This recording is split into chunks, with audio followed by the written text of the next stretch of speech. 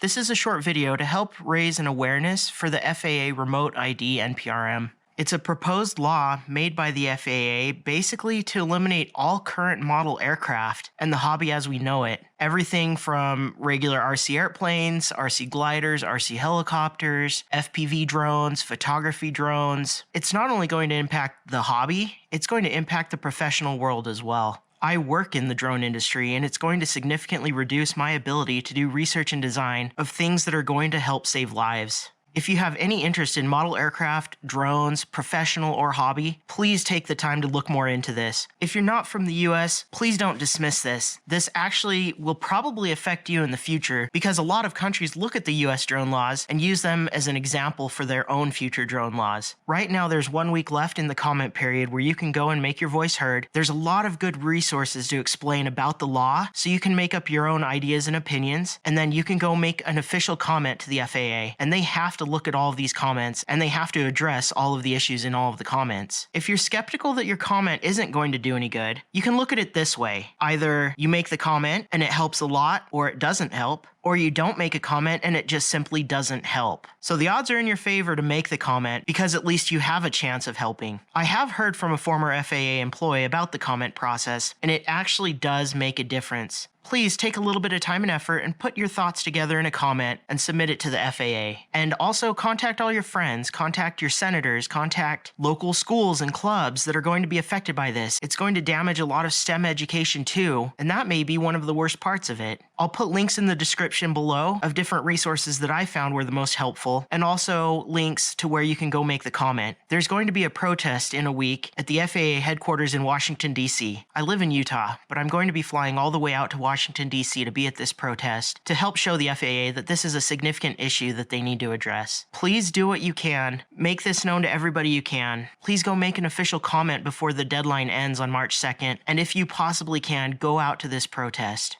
Please help save our hobby.